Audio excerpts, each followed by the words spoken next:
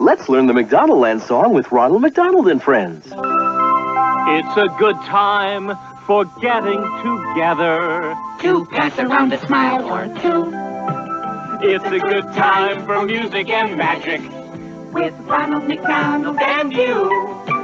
Times you want to spend with McDonaldLand friends when you really follow the fun never ends. It's a good time for the great taste of McDonald's. There is truth in advertising, yes I swear. Got new Nikes on my feet and Vidal Sassoon in my hair. I can sure use a Budweiser Fruit of the Loom underwear. There is truth in advertising, I swear. Why would they lie to me when they love what they sell? Plus we all know that the liars have a special fire in hell. On the television, radio, and in the magazines, the advertising gods perpetuate the American dream. Advertising, let it be, let it be. Now I know that I don't need to buy everything they try to sell me, but so easily divided is a fool and his money. There is truth in advertising, let it be. Why would they lie to me when they love what they sell? Plus we all know that the liars got a special fire in hell. On the television, radio, and in the magazines, the advertising gods perpetuate American.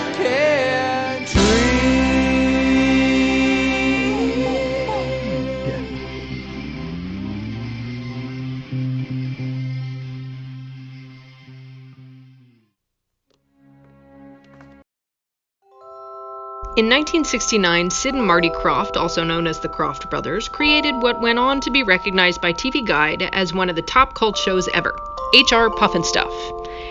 It was a Saturday morning kids show where HR Pufnstuf himself, a friendly dragon, and the mayor of Living Island befriends an 11-year-old shipwrecked boy named Jimmy. He rescues Jimmy and protects him from the evil Witchy Poo, as his cave was the only place where magic had no effect. Now, at this point, you're likely asking yourself, what in the ever-loving hell has this got to do with McDonald's? Well, trust me, you need to know this. McDonaldLand was a fantasy world used in the marketing for McDonald's restaurants during the 1970s through the 1990s. It was inhabited by, of course, Ronald McDonald, among other friends.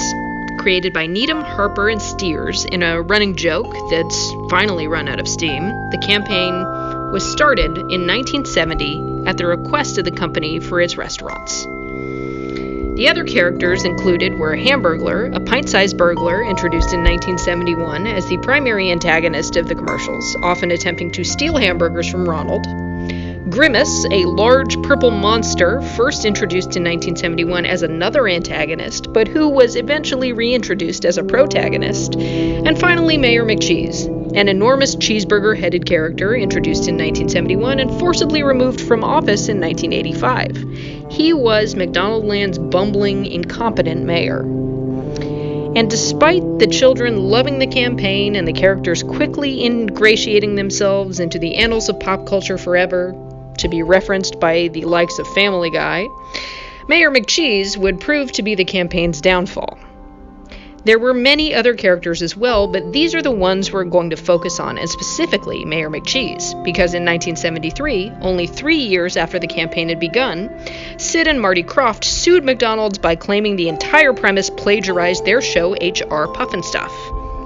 In fact, they went so far as to state that Mayor McCheese himself was a direct ripoff of the eponymous character.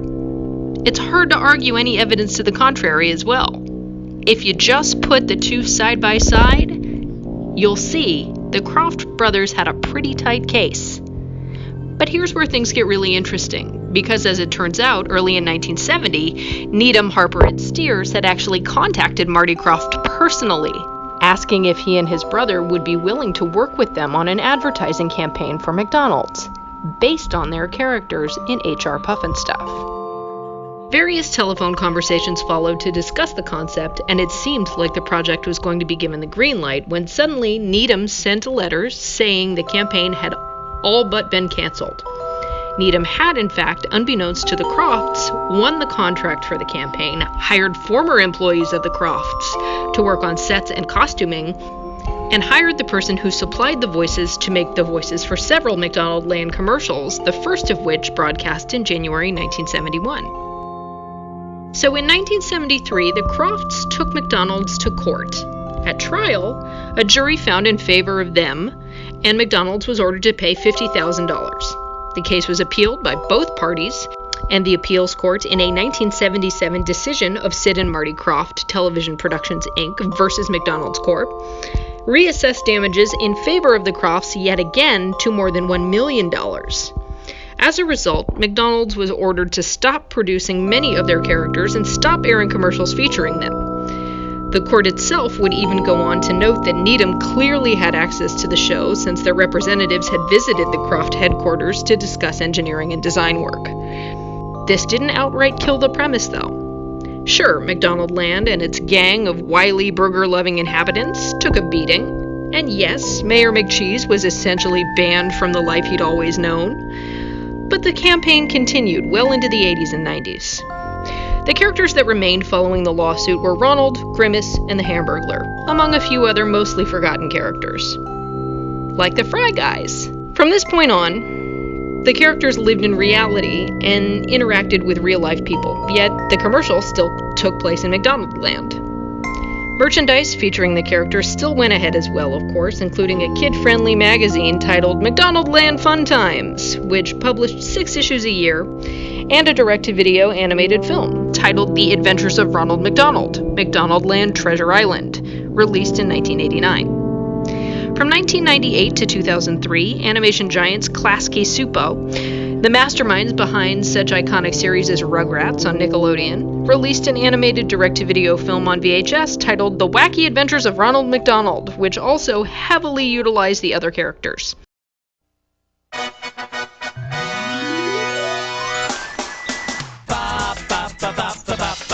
on! Everybody! The Wacky Adventures of Ronald McDonald. Hey kids, did you hear the news?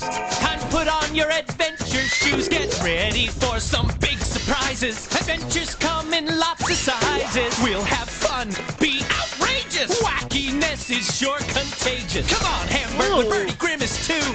I want you all with me, and that includes you. On the way to play, on the run for fun, going miles for smiles. Come on, everyone. We'd never know, no, what's around the bend. But we just can't wait. Adventures are great with all our friends. Let me hear ya. Bop, bop, bop, bop, bop, bop, bop. Come on. Bop, bop, bop, bop, everybody. Bop, bop, bop, bop, bop, bop. Oh, the Wacky Adventures of Ronald McDonald.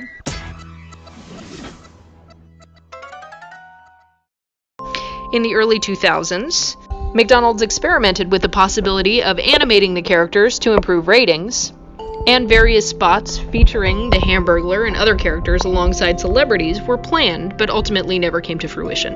A conflict emerged between agencies regarding whether to continue using them or follow through the desire of ad agency Leo Burnett, who coined the phrase, "I'm lovin' it," and phase out the characters entirely.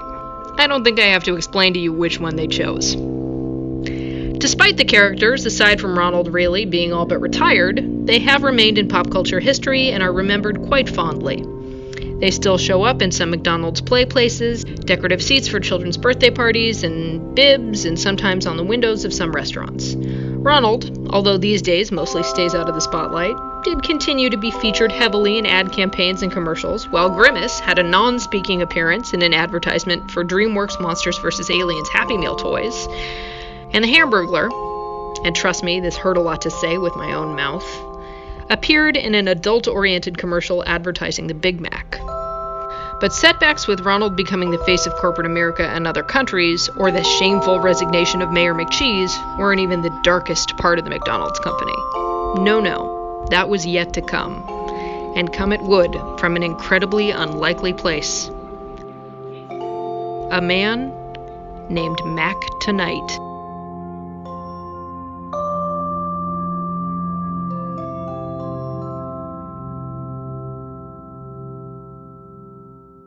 On Mondays I eat at McDonald's, and on Tuesday it's Taco Bell. On Wednesday it's Wendy's, or sometimes White Castle, I love that wonderful smell. On Thursday it's Burger King burgers, and on Friday Kentucky Fried Chicken. On Saturday, Subway. On Sunday, I stay home. Order from Pizza Hut, Caesars, or Domino's. It is a good deal, always delicious, delivered directly to my door in minutes. Good God, but I love fast food.